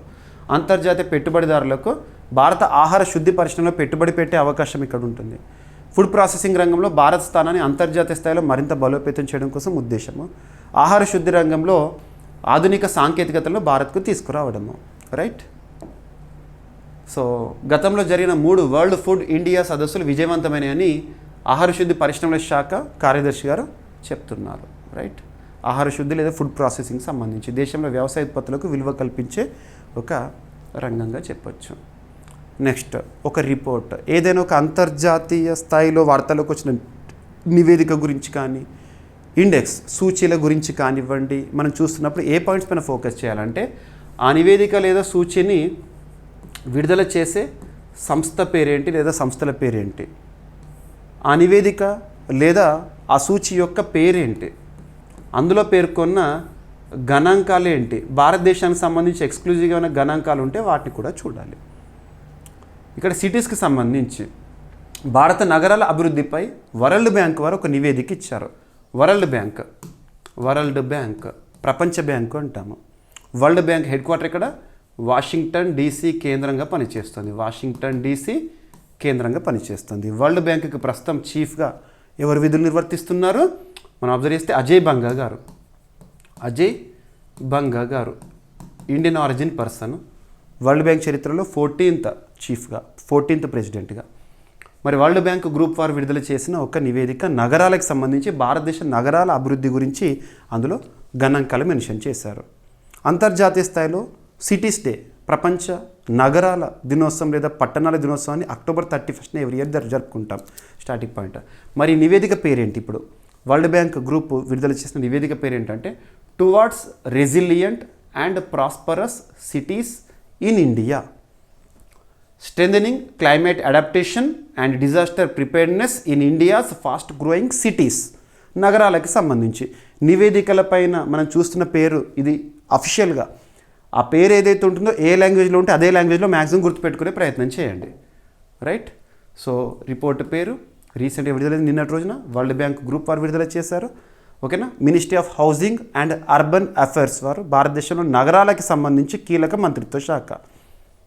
మరి ఈ నివేదికలో ఏమేమి అంచనాలు చెప్తున్నారంటే 2030 నాటికి దేశంలో 70% కొత్త ఉద్యోగాలు నగరాల్లోనే అందుబాటులోకి వస్తాయంట, సిటీస్లోనే. ప్రస్తుతం ఫ్లూవియల్ వరదలు, ఫ్లడ్స్ వల్ల జరుగుతున్న వార్షిక నష్టం $4 బిలియన్ అంట. నగరాల్లో సరైన మౌలిక సదుపాయాలు, అనుకూలతలు ఏర్పాటు చేయకపోతే 2030 నాటికి ఈ నష్టం $5 బిలియన్ 2070 నాటికి $14 బిలియన్ నుండి $30 బిలియన్ చేరే అవకాశం ఉందని చెప్తున్నారు. గణాంకాలు చూడండి, అంతే సరిపోతుంది. ఇక నివేదికలో కీలక అంశాలు, నగర జనాభా పెరుగుదల ఎలా ఉంటుందంటే 2050 నాటికి భారత పట్టణ జనాభా దాదాపు రెట్టింపు అవుతుందంట. సో అర్బన్ పాపులేషన్ దాదాపు డబుల్ అయిపోతుంది. 951 మిలియన్ అంటే 95.1 crores పైగా అవుతుంది. 2070 నాటికి కొత్తగా 14 మిలియన్ల గృహాలు అవసరం అవుతాయి, ఇండ్లు. ఇక పట్టణాల్లో పర్యావరణ వాతావరణ సవాళ్ళు ఏంటి? భారత నగరాలు హీట్ వేవ్స్ వంటి పర్యావరణ ప్రమాదాలకు బాగా గురయ్యే ప్రమాదం ఉందంట. సిటీస్ ఏదో ఒక ప్రాబ్లమ్, అర్బన్ ఫ్లడ్స్ ఇలాంటివి కూడా ఎదుర్కొంటాయంట. హీట్ వేవ్స్ వల్ల నగర కేంద్రాల్లో పరిసర ప్రాంతాల కంటే ఉష్ణోగ్రతలు 3 to 4 degrees Celsius అధికంగా ఏర్పడుతుందంట. ఇక మౌలిక సదుపాయాలకు పెట్టుబడులు అవసరము. వాతావరణ మార్పులకు అనుగుణంగా రెసిలియంట్ లో కార్బన్ ఇన్ఫ్రాస్ట్రక్చర్ అభివృద్ధికి కృషి చేయాలి. 2050 నాటికి $2.4 ట్రిలియన్ పెట్టుబడులు అవసరం అందుకోసం భారతదేశంలో. 2070 నాటికి $10.9 ట్రిలియన్ పెట్టుబడులు అవసరం అని చెప్పేసి వరల్డ్ బ్యాంక్ గ్రూప్ చెప్తోంది. ఇక ఎక్స్ట్రా ఇన్ఫర్మేషన్, ఫ్లూవియల్ వరదలు అంటే ఏంటంటే భారీ వర్షాలకు డ్రైనేజీ వ్యవస్థలు సరిపోకపోవడం వల్ల నగరాల్లోకి వచ్చే వరదలు. మీరు చూడండి, లాస్ట్ 3-4 days నుండి హైదరాబాద్, కరీంనగర్ ఇక్కడ వర్షాలు మనం చూస్తున్నాం కదా. సో కామన్గా డ్రైనేజ్ ఏదైతే మోర్లు ఉంటాం కదా, ఆ మోర్లో వాటర్ ఏదైతే సర్వసాధారణంగా ప్రవహిస్తూ ఉంటుంది. కానీ ఈ వరదలు వర్షాకాలంలో ఎలా ఉంటుందంటే ఆ మోరి అనేది లేదా డ్రైనేజ్ అనేది ఓవర్ఫ్లో అయిపోయేసి రోడ్లపైన ప్రవహించడం చూస్తూ ఉంటాము, అలాంటివి. Right. So urban heat and నివేదిక. ఇక వరల్డ్ బ్యాంక్ గ్రూప్, ఓకేనా, ప్రపంచవ్యాప్తంగా అభివృద్ధి పేదరిక నిర్మూలనకు ఆర్థిక సాంకేతిక సాయం చేసే సంస్థ వరల్డ్ బ్యాంక్. భారతదేశంలో వరల్డ్ బ్యాంక్ ఇస్తున్న రుణాలు, అభివృద్ధి ప్రాజెక్టులు ఏమైతుంటే వాటి గురించి ఖచ్చితంగా చూడండి. రీసెంట్గా ఉత్తరప్రదేశ్ రాష్ట్రంలో ఇనిషియేట్ అయిన 2 పథకాలు ఏంటి, వరల్డ్ బ్యాంక్ సహకారంతో, అవన్నీ కూడా మనం డైలీ కరెంట్ అఫైర్స్ వీడియోలో డిస్కస్ చేశాము. ఇక భారతదేశంలో ముఖ్యంగా పట్టణ ప్రాంతాల కోసము కేంద్ర ప్రభుత్వం అమలు చేస్తున్న కొన్ని ఇంపార్టెంట్ స్కీమ్స్, ఉదాహరణకు తీసుకుంటే స్మార్ట్ సిటీస్ మిషన్ అని చెప్పేసి ఇటువంటివి. సో ప్రధానమంత్రి ఆవాస్ యోజన అర్బన్ రీజన్ అంటే గృహాలను నిర్మించడం కోసము, స్మార్ట్ సిటీస్ మిషన్, అమృత పథకము నగరాల పునరుజ్జీవనం కోసము, రైట్. ఈ నివేదిక పట్టణ ప్రాంతాల భవిష్యత్తు ప్రణాళికల్లో పర్యావరణ అభివృద్ధి సవాళ్లను సమర్థవంతంగా ఎదుర్కోవడానికి మార్గదర్శకంగా ఉపయోగపడుతుందంట. ఇక నెక్స్ట్ మాన్యువల్ స్కావెంజింగ్ సంబంధించి కొన్ని గణాంకాలు, తాజా పరిస్థితులు భారతదేశంలో ఎలా ఉన్నాయని చెప్పేసి మన భారతదేశం సంబంధించిన గణాంకాలు. వాస్తవానికి మాన్యువల్ స్కావెంజింగ్ని భారతదేశంలో నిర్మూలించాలి అని చెప్పేసి ఒక చట్టాన్ని కూడా తీసుకొచ్చాము 2013. So prevention of manual scavenging act 2013. ఏదైనా చట్టం గురించి చూసినప్పుడు concern here important. And manual scavenging అంటే ఏంటంటే మానవుడు తన చేతులతో వ్యర్థాలని లేదా వ్యర్థాలు ఉన్న ప్రాంతాలను సురక్షితం చేయడము. ఉదాహరణకి మన లైఫ్లో కూడా చూస్తూ ఉంటాం, అక్కడక్కడ ఎక్కడైనా సెప్టిక్ ట్యాంక్ నిండింది అనుకోండి, ఒక పారిశుద్ధ కార్మికుడు వచ్చేసేసి ఆ సెప్టిక్ ట్యాంక్ లోపల దిగి ఆ క్లీనింగ్ చేయడం ఇలాంటివి కూడా మనం చూస్తూ ఉంటాము. అవన్నీ కూడా ప్రొహిబిటెడ్, ఓకేనా, ఈ చట్టం ప్రకారం. అయినా కూడా ఇంకా మాన్యువల్ స్కావెంజింగ్ అనేది భారతదేశంలో ఉంది, ఓకేనా. So ministry of social justice and empowerment పరిధిలో గణాంకాలు. కేంద్ర సామాజిక న్యాయ మంత్రిత్వ శాఖ నిర్వహించిన ఆడిట్లో 2022-23లో జరిగిన మురుగు కాలువల శుభ్రపరిచే పనుల్లో మరణించిన వారిలో 90% పైగా కార్మికులకు భద్రతా పరికరాలు లేవని తెలిపారు. భారత్లో మాన్యువల్ స్కావెంజింగ్ చేతి పద్ధతితో మురుగు కాలువలు, సెప్టిక్ ట్యాంకులు, డ్రై లెట్రిన్లలో మానవ మల వ్యర్థాలను తొలగించడము మన నిషేధ చట్టం 2013. The prohibition of employment as manual scavengers and their rehabilitation act 2013. మరి గణాంకాలు ఏం చెప్తున్నాయంటే 2022-23 గణాంకాలు ప్రస్తుతం అందుబాటులో. సెప్టిక్ ట్యాంకులు, మురుగు కాలువలు శుభ్రపరిచే ప్రమాదకర పనుల్లో మొత్తం మరణాలు 150, ఆడిట్ చేసిన మరణాలు 54. చాలా సందర్భాల్లో ప్రమాదకరమైన శుభ్రతకు ముందు కార్మికుల అనుమతి లేదా కౌన్సిలింగ్ అనేది లేదంట. చాలామంది కార్మికులు అనధికార కాంట్రాక్ట్ విధానంలో పనిచేస్తున్నారు, ఓకేనా. సో నమస్తే అని ఒక స్కీమ్ ఉంది ఇప్పుడు, వాళ్ళకి కావాల్సిన పనిముట్లను ఇవ్వడం అటువంటిది. నమస్తే ఫుల్ ఫామ్ ఏంటి, national action for mechanised sanitation ecosystem, ఓకేనా, గుర్తుపెట్టుకోండి. ప్రమాదకరమైన సెప్టిక్ ట్యాంకుల మురుగు శుభ్రతకు పరిష్కారము, మాన్యువల్ స్కావెంజింగ్ ప్రక్రియ మెషినరీ ఆధారిత. కొన్ని ఐఐటీస్ కూడా ప్రత్యేకంగా చొరవ తీసుకున్నాయి. కేరళలో మనం చూస్తున్నాము బండికూట్ అని చెప్పేసేసి. సో మాన్యువల్ స్కావెంజింగ్ స్థానంలో రోబోస్ని పెట్టేసేసి శుభ్రపరిచే అంశము. సో రైట్, ఒకవేళ మాన్యువల్ స్కావెంజింగ్ నిషేధ చట్టం కనుక ఆ చట్టాన్ని ఎవరైనా ఉల్లంఘిస్తే ఏముంటుంది, జరిమానా, శిక్షలు అని చెప్పేసేసి. ఇక చోళగంగం సరస్సు అనేది రీసెంట్గా వార్తల్లోకి వచ్చింది. ఎక్కడ, తమిళనాడు రాష్ట్రంలో. మనం రీసెంట్గా ఇటువంటి అంశాలను తరచూ డిస్కస్ చేస్తున్నాము. గంగైకొండ చోళపురం అని ఇటువంటివి. సో చోళగంగం సరస్సు పునరుద్ధరణ ప్రాజెక్ట్ని ఇటీవల ఏ రాష్ట్ర ప్రభుత్వం చేపడుతోందంటే తమిళనాడు రాష్ట్ర ప్రభుత్వం. ప్రాజెక్టు విలువ 19.25 crore రూపీస్. ప్రారంభించిన ప్రభుత్వం తమిళనాడు రాష్ట్ర ప్రభుత్వం. నిన్నటి రోజున అనౌన్స్ చేసింది. అండ్ చోళ చక్రవర్తి రాజేంద్ర చోళ 1 జన్మదినోత్సవం సందర్భంగా ఈ ప్రాజెక్ట్ని ప్రకటించారు, పునరుజ్జీవన ప్రాజెక్ట్, ఓకేనా. గంగైకొండ చోళపురం రీసెంట్గా సెలబ్రేషన్స్ కూడా మనం ఒకటి చూస్తున్నాం, డిస్కస్ చేసాము.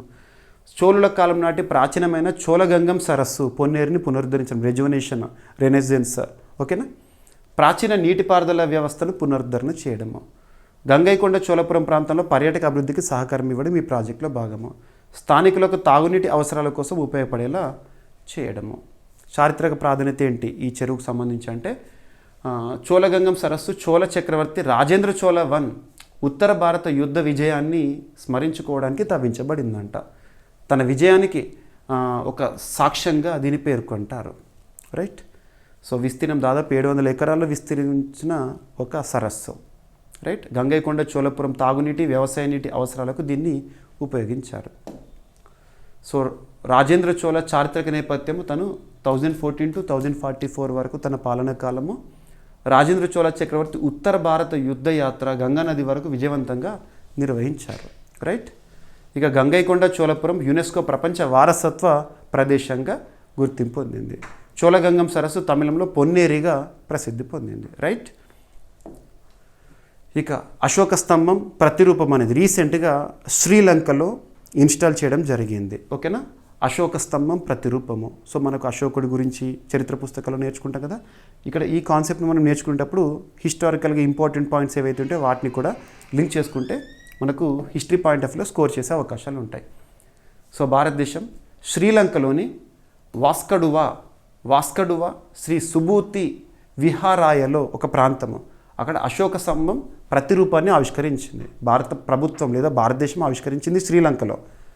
ఇది చారిత్రాత్మకంగా అశోక చక్రవర్తి శ్రీలంకకు బౌద్ధ మతాన్ని పరిచయం చేయడాన్ని స్మరించుకునేందుకు ఏర్పాటు చేశారంట. ఇక అశోక స్తంభం చారిత్రక నేపథ్యం ఏంటంటే అశోక స్తంభాలను క్రీస్తుపూర్వం 3వ శతాబ్దంలో అశోక చక్రవర్తి గారు నిర్మించారు. కళింగ యుద్ధం తర్వాత తనలో చోటు చేసుకున్న ఆధ్యాత్మిక మార్పును, ధర్మ సందేశాలు ప్రజలకు తెలియజేయడానికి వీటిని నిర్మించారు. అశోక స్తూపాల గురించి, స్తంభాల గురించి. ఓకేనా. తను ఏ భాషల్లో ఇన్స్క్రిప్షన్స్ వేశారు ఇటువంటివి. ఓకేనా. ఇవే భారతదేశంలో బౌద్ధ మత వ్యాప్తికి ప్రతీకలుగా నిలిచాయి. రైట్. సో శిలాశాసనాలు, సందేశాలు అశోకుడికి సంబంధించి బ్రాహ్మీ, ఖరోష్టి, అరామిక్, గ్రీక్ లిపులలో శాసనాలు ఉండేవి. రైట్. మన భారతదేశంలో కూడా ఇప్పటికి చూస్తే మనం నేషనల్ ఎంబ్లెమ్ చూస్తాము సింహాలు. సో దానికి మనకు సోర్స్ ఏంటంటే Ashoka capital, lion capital. So Sarnath వద్ద లభించిన సింహం క్యాపిటల్ ఇప్పుడు భారత జాతీయ చిహ్నంగా వ్యవహరించడం జరుగుతుంది. రైట్. సరిపోతుంది. ఓకేనా. ఇక నెక్స్ట్ వచ్చేసేసి సో ఫంగస్తో పోరాడే పైనాపిల్ని ఇటీవల తయారు చేస్తూ శాస్త్రవేత్తలు వార్తల్లోకి వచ్చారు. సో ఫంగస్తో పోరాడే పైనాపిల్ ఏ శాస్త్రవేత్తలని ఎగ్జామినేషన్ పాయింట్ ఆఫ్ వ్యూలో అడుగుతారో, ఎగ్జామినేషన్ పాయింట్ ఆఫ్ వ్యూలో గుర్తుపెట్టుకోండి. ఏదైనా సైన్స్ అండ్ టెక్నాలజీలో భాగంగా ఒక రీసెర్చ్ లేదా ఇన్నోవేషన్ వార్తల్లోకి వచ్చిందంటే ఆ రీసెర్చ్ ఏంటి, ఏ శాస్త్రవేత్తలు చేశారు, ప్రత్యేకత లేదా దాని ఉద్దేశం ఏంటి, దట్స్ ఎనఫ్. అంతకుమించి ప్రిన్సిపల్ ఏంటి, ప్రొసీజర్ ఏంటి, ఇలాంటి క్వశ్చన్స్ ఎగ్జామినేషన్లో అడగరు. సో ఇక్కడ బోస్ ఇన్స్టిట్యూట్ పరిశోధకులు ఫంగస్ లేదా శిలీంధ్ర వ్యాధులను ఎదుర్కొనే కొత్త రకం పైనాపిల్ని అభివృద్ధి చేశారు. ఒక పైనాపిల్ మనం కామన్గా చూస్తాము ఎక్కడైనా టూరిస్ట్ ప్లేసెస్లో కానివ్వండి, లేదంటే శీతల ప్రాంతాల్లో పైనాపిల్ గురించి మనం ఎక్కువగా చూస్తూ ఉంటాము. సో పైనాపిల్, ఆ పైనాపిల్ ప్రత్యేకత ఏంటి, వీళ్ళు సృష్టించిన పైనాపిల్ సో ఫంగస్ లేదా శిలీంధ్ర వ్యాధులను కూడా అడ్డుకట్ట లేదా అవి తట్టుకునే సామర్థ్యం ఉన్న పైనాపిల్. ఓకేనా. సో ఫంగస్ సమస్య ఫుసేరియం మోనిలిఫార్మే అనే ఒక ఫంగస్ లేదా శిలీంధ్రము పైనాపిల్ మొక్కలపై దాడి చేసి వాటి కాండాలు, ఆకులు, పండ్లను నాశనం చేస్తుంది. ఈ వ్యాధి వల్ల మొక్కల పెరుగుదల దెబ్బతిని పండ్లు పాడై భారీగా పంట నష్టాలు జరుగుతున్నాయి. దీనికి అడ్డుకట్ట వేసేందుకు ఇప్పుడు కొత్త రకమైన పైనాపిల్ని, అంటే రెసిస్టెంట్, ఎటువంటి అటాక్ జరిగినా కూడా అవి తట్టుకునే సామర్థ్యం ఉన్న పైనాపిల్ మొక్కలను అభివృద్ధి చేశారన్నట్టు. ఓకేనా. ఈ నూతన అభివృద్ధిలో వాళ్ళు ఏం చేశారట అంటే ACSERK3 జన్యువుని పైనాపిల్ మొక్కల్లో ప్రవేశపెట్టి జెనెటిక్ మాడిఫికేషన్ చేస్తారు. ఇది ఎంతగా అడగరు మీకు. సో ఏ జన్యువుని ప్రవేశపెట్టారు పైనాపిల్లో, ఇది అడగ మేము ఇక్కడ PhD చేయట్లేదు. Just something of this topic should be known and learned. ఓకేనా. సో ఇక బోస్ ఇన్స్టిట్యూట్ అనేది కోల్కతా కేంద్రంగా పనిచేస్తుంది. ఓకేనా. రైట్.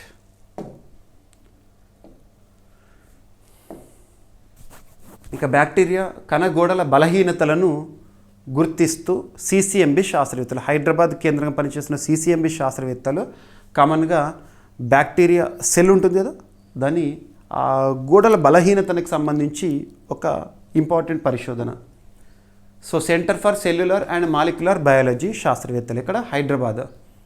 సో పరిశోధన ప్రచురణ ఏ అంతర్జాతీయ జర్నల్లో ప్రచురితమైందట అంటే proceedings of the national academy of sciences అంతర్జాతీయ జర్నల్లో. మరి పరిశోధనలో కీలక అంశాలు CCMB శాస్త్రవేత్తలు ఏం కనుగొన్నారట అంటే బ్యాక్టీరియాస్ ఉంటాయి కదా, బ్యాక్టీరియాల కణగోడలు సెల్ వాల్ పెప్టిడోగ్లైకాన్ అనే ప్రత్యేక పాలిమర్తో నిర్మితమై ఉంటాయి. సాధారణంగా కణగోడలు L-అలనైన్ అనే అమైనో ఆమ్లంతో నిర్మితం అవుతాయి. సిసిఎంబి తాజా పరిశోధన ప్రకారం బ్యాక్టీరియా కొన్నిసార్లు పొరపాటున ఎల్ అలెనైన్కు బదులుగా ఎల్ సెరైన్ లేదా గ్లైసిన్ వంటి ఇతర అమైనో ఆమ్లాలను చేర్చుతున్నట్లు గుర్తుంచుకుంది. ఓకేనా. ఈ పొరపాటు కారణంగా బ్యాక్టీరియా కణగోడలు బలహీనమై యాంటీబయాటిక్ మందులకు సులభంగా గురవుతున్నాయి. మనకు కామన్గా బ్యాక్టీరియల్ డిసీజెస్ కానివ్వండి, మనం అటాక్ అయినప్పుడు మనం యాంటీ బ్యాక్టీరియల్ కానివ్వండి లేదంటే యాంటీబయాటిక్ వేసుకుంటాం కదా, గుర్తుపెట్టుకోండి. రైట్, సరిపోతుంది. సో సిసిఎంబి శాస్త్రజ్ఞులు ఈ పొరపాట్లను సరిచేసి ఒక ప్రత్యేకమైన ఎంజైమ్ను కనుగొన్నారు. ఈ ఎంజైమ్కు పెప్టిడోగ్లైకాన్ ఎడిటింగ్ ఫ్యాక్టర్ అని నామకరణం చేశారు. సిసిఎంబి ఈరోజు మీకు ఈనాడు పేపర్లో వచ్చింది ఇదే. సో ఏ శాస్త్రవేత్తలు దేనిపైన పరిశోధన చేశారు, సరిపోతుంది. రైట్. ఇక CCMB. So CCMB centre for cellular and molecular biology 1977లో ఏర్పాటైంది. హైదరాబాద్, తెలంగాణ వేదిక పనిచేస్తుంది. యాంటీబయాటిక్స్ బ్యాక్టీరియా వల్ల కలిగే ఇన్ఫెక్షన్లకు ఉపయోగించే మందులు. కొన్ని మనం చూడాలి. జ్వరం వచ్చినప్పుడు ఏమిస్తారు? యాంటీపైరెటిక్స్. దగ్గు వచ్చినప్పుడు ఏమిస్తారు? ఎక్స్పెక్టోరెంట్స్. విషానికి విరుగుడు యాంటీడోట్. ఇటువంటివి ఖచ్చితంగా నేర్చుకోవాలి. అనాల్జెసిక్, పెయిన్ కిల్లర్స్ ఇటువంటివి. ఓకేనా. ఇక సో కరేనియా మికిమెటోయ్ విషపూరిత ఆల్గే బ్లూమ్ అనేది ఇటీవల చూడడం జరిగింది. ఎక్కడ అంటే సౌత్ ఆస్ట్రేలియా ప్రాంతంలో. Australia is continent and Australia is country. So Australia తీరంలో లేదా దక్షిణ ఆస్ట్రేలియా ప్రాంతంలో కరేనియా మికిమోటి అని విషపూరిత ఆల్గే బ్లూమ్ భారీ ఎత్తున ఏర్పడిందంట. సో కరేనియా మికిమెటోయ్. ఈ ఘటనలో 400కు పైగా సముద్ర జీవులు మరణించినాయట. దీని కారణంగా ఆల్గే బ్లూమ్ వల్ల మత్స్య పరిశ్రమ, పర్యాటక రంగం తీవ్రంగా దెబ్బతిన్నాయి. దీని విస్తీర్ణం దాదాపు 4500 చదరపు కిలోమీటర్లు ఉండడంతో అధికారులు దీన్ని సహజ విపత్తుగా ప్రకటించారు. ఇటీవల ఆస్ట్రేలియా సదర్న్ ప్లేస్లో దీని కారణంగా సముద్ర జీవులు మరణించాయి. ఆ పాయింట్ గుర్తుపెట్టుకోండి. ఇక కరేనియా మికిమెటోయ్ అంటే ఏంటంటే ఇది ఒక రకమైన డైనోఫ్లాజెల్లేట్ జాతికి చెందిన విషపూరిత ఆల్గే. So poisonous. దాని కారణంగా మిగతా జీవులు ఏవైతే సముద్ర జీవులు, మెరైన్ ఎనిమల్స్ ఏవైతే ఉంటే విషపూరితమై చచ్చిపోయాయి పాపం. ఓకేనా. రైట్. ఇక ఈరోజు ఒక వ్యక్తి వార్తలు నిలిచారు. NHRC national human rights commission investigation director జనరల్గా ఆనంద్ స్వరూప్ గారిని నియమించడం జరిగింది ప్రభుత్వము, కేంద్ర ప్రభుత్వము. సో పదవి ఇన్వెస్టిగేషన్ డైరెక్టర్ జనరల్ జాతీయ మానవ హక్కుల కమిషన్కి సంబంధించి. సో ఎన్హెచ్ఆర్సి ఇన్వెస్టిగేషన్ డైరెక్టర్ జనరల్గా ఎవరు నియమితులు అయ్యారు, సరిపోతుంది. ఆనంద్ స్వరూప్ సీనియర్ ఐపీఎస్ అధికారి. ఎవరి స్థానంలో? ప్రస్తుతం ఉన్న పదవి విరమణ పొందిన అధికారి ఆర్ ప్రసాద్ మీనా గారి స్థానంలో. 1992 బ్యాచ్ ఉత్తరప్రదేశ్ క్యాడర్ ఐపీఎస్ అధికారి ఆనంద్ స్వరూప్ గారు. రైట్. ఇక ఎన్హెచ్ఆర్సి 12 అక్టోబర్ 1993 న్యూఢిల్లీ కేంద్రం పనిచేస్తుంది. మానవ హక్కుల పరిరక్షణ కోసం పనిచేస్తుంది. ఇక ఎన్హెచ్ఆర్సి జాతీయ మానవ హక్కుల కమిషన్ అనేది చట్టబద్ధ సంస్థ. ఎవరు ప్రస్తుతం ఈ సంస్థకి సంబంధించి చైర్పర్సన్ గారు అంటే జస్టిస్ వి రామసుబ్రహ్మణ్యన్ గారు. రైట్. ఇక ఈరోజు ప్రశ్న ఆల్రెడీ మనం డైలీ కరెంట్ అఫైర్స్ వీడియోలో ఈ టాపిక్ని డిస్కస్ చేసాము. నిన్నటి క్లాసు, మొన్నటి క్లాస్ చూడండి. భారత వాయుసేన 62 ఏళ్ల పాటు సేవలు అందించిన ఏ యుద్ధ విమానాలను సెప్టెంబర్ 2025 నాటికి అధికారికంగా దశల వారీగా తొలగించనుంది? వీటి స్థానంలో ఏ విమానాలను పెట్టనున్నట్లు వాయుసేన అధికారులు తెలిపారు.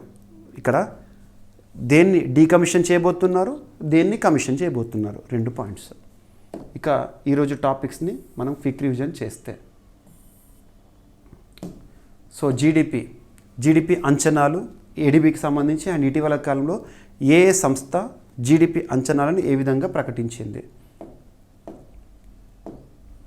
అండ్ ఉపరాష్ట్రపతి ఎన్నికల విషయంలో కేంద్ర ఎన్నికల సంఘం చర్యలను ప్రారంభించింది.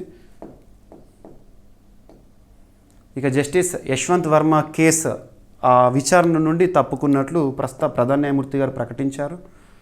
అండ్ స్వచ్ఛమైన వాతావరణం మానవ హక్కు అని చెప్పేసి అంతర్జాతీయ న్యాయస్థానం తీర్పిచ్చింది 112 కేసులో. అండ్ భారత్లో మొట్టమొదటి హార్న్బిల్ పరిరక్షణ కేంద్రం తమిళనాడులో. అండ్ ఉత్తరాఖండ్లో మొట్టమొదటి లేదంటే first systemic plant conservation programme అనేది వార్తల్లోకి వచ్చింది.